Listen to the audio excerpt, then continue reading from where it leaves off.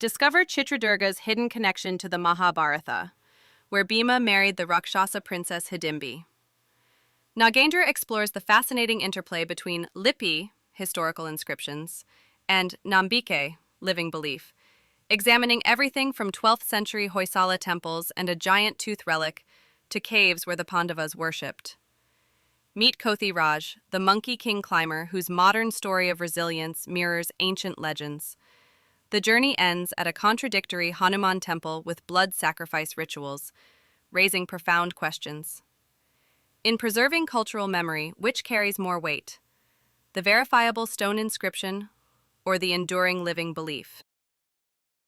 Welcome to the Timelines Podcast Deep Dive. Today we have something really special. I'm here with Nagendra, who recently took an incredible journey to Chitradurga in Karnataka, India. Nagendra, thanks for joining us to share your experience. Thanks for having me, Akul. I'm excited to share what I discovered. So for our listeners who might not be familiar, can you tell us what drew you to Chitradurga? This isn't exactly a mainstream tourist destination. Well, it's a fascinating story. I actually stumbled upon this almost by accident. During a previous trip to Hampi, I stopped at Chitradurga to see the famous hill fort. As we were leaving, my guide pointed to an area and casually asked if I wanted to see where Hidimbi married Bheema.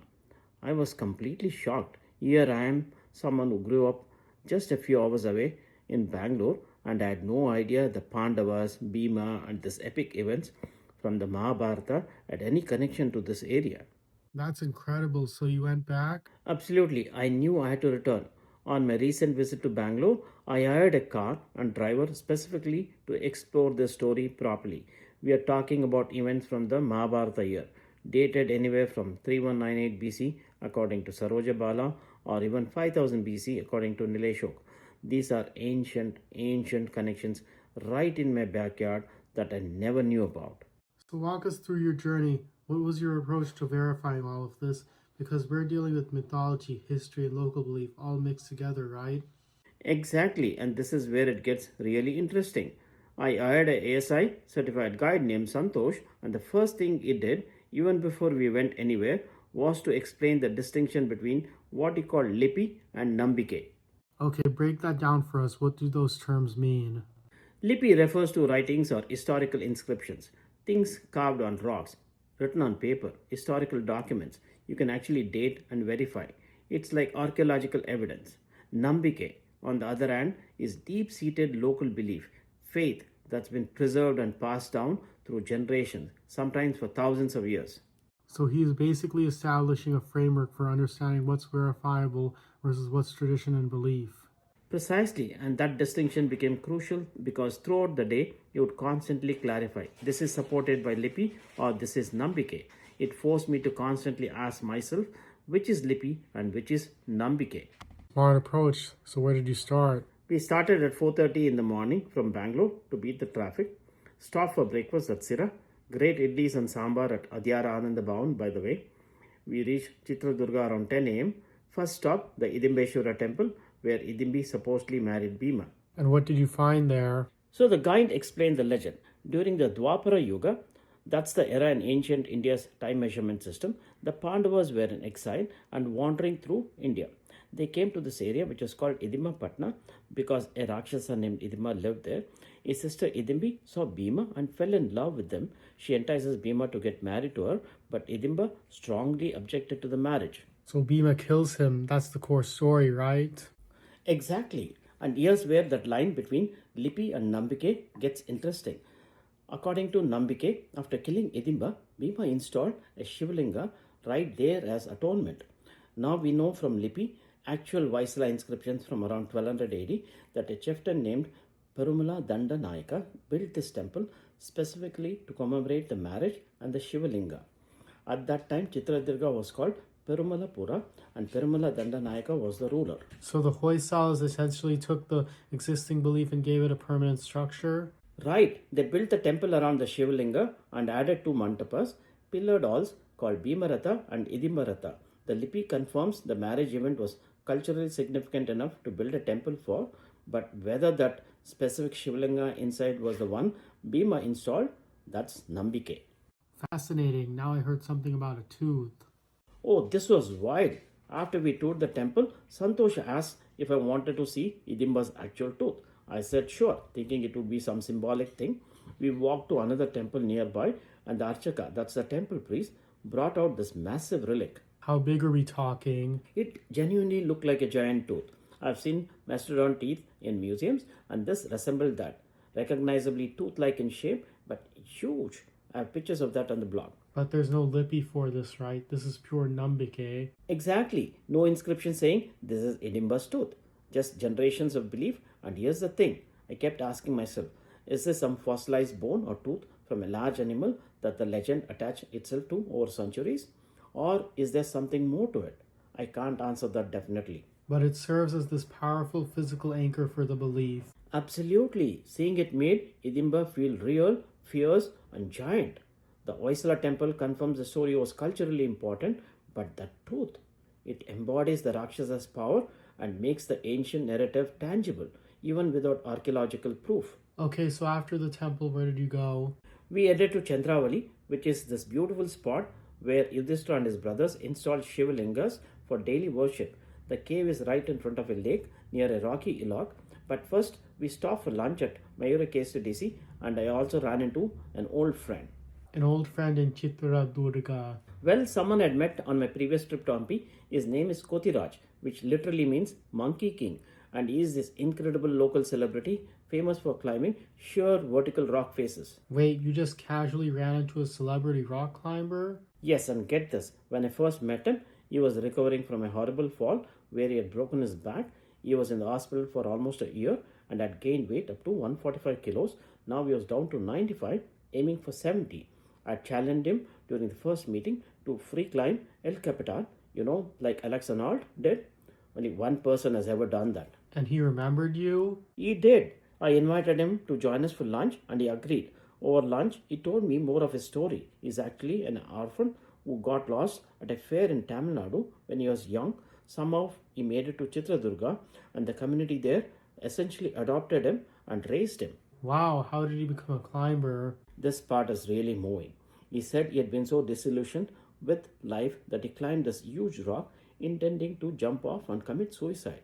But when he got to the top, something shifted. He realized the strength and agility it took to get up there, and instead of ending his life, he learned to climb properly. He became a symbol of hope for this town that raised him. That's an incredible story of resilience. So what happened at Chandravali? Well, Kothi Raj wanted to prove his fitness had returned, so he offered to climb the hillock there, a sheer vertical rock face with almost no visible handholds. By this time, a large crowd had gathered. I reminded him of my El Capitan challenge and he accepted it again, right there in front of everyone. I have a video of this with people cheering. Did he make the climb? Wow, he reached the top in minutes. The crowd went wild. Here's this man climbing like Bheema himself on the very landscape where Bheema supposedly walked. It was this beautiful modern echo of ancient strength that legend talks about. That's amazing. Now what about the caves themselves? You mentioned the Pandavas worship there? Right, after Kothi Raj's climb, we explored the Ankalagi cave. This place is fascinating. It has steep steps that were deliberately built to confuse intruders, dark pathways, fake routes, designed to mislead attackers. It wasn't just a simple shelter, it was defensive. How old is it? The guide suggested it could date back to BC times, which brings up those conflicting Mahabharata dates again. 3000 BC versus 5000 BC. Archaeologically, dating a cave that old to a specific epic time frame is nearly impossible. But inside, there was clear evidence of long-term use. The guide showed me where a famous sage lived, possibly around 400 AD or earlier. Water channels for ablution, oil lamp holders, faded ink drawings with intricate patterns on the walls. So centuries of human presence? Definitely. And then right nearby, there's a second cave where, according to the Lipi from the Hoysala era, Yudhishthira and his brothers actually installed their Shivalingas for worship. So Chandravali gives you this layers, an ancient cave that's hard to date precisely, then later confirmed worship linked to the Pandava brothers via historical inscriptions, all reinforcing the Nambikke that the brothers were physically in this area. So you have archaeological evidence of worship connected to the Pandava tradition, even if you can't prove it was the actual Pandavas themselves? Exactly, the area is dotted with these ancient connections. Chitradurga has had a few Ashokan edict finds, Ashokan edicts are from 300 BC, so the area had people living there. Muskie again close to Chitradurga as a new archaeological dig going on that showcases Muskie was well developed city around 3000 BC. That's 3000 BC. I also visited Muskie recently and heard about Adimanavas who are taller than 7 feet and whose skeletons have been recently unearthed. Ampi, which was a rich ancient history like Anjaneya's birthplace, is also nearby. During my last visit to Ampi, I heard of a Jyotirlinga near Ampi that was installed by the Pandava brothers for worship. Okay, so after Chandravali, where did you go? We dropped Kothi Raj near the fort and headed to Managi. This is supposed to be the area. It's mostly farmland now, but still remote, where the big battle happened, where Bheema fought and killed Hidimba. What marks the spot? More Lipi? No, this is where it really gets interesting. There's a shrine there built to commemorate Hidimba's strength, an Anjaneya temple, Hanuman temple, representing pure strength, devotion, righteousness. Okay, so they're honoring the strength of the battle with the Hanuman temple. That makes sense. But here's the strange part. Anjaneya temples are strictly vegetarian. No meat, no sacrifice. That's the standard practice. But at this particular temple, there's a centuries old custom. They use chicken and lamb blood for Naivedya offerings. Blood sacrifice at a Hanuman temple? That's almost unheard of.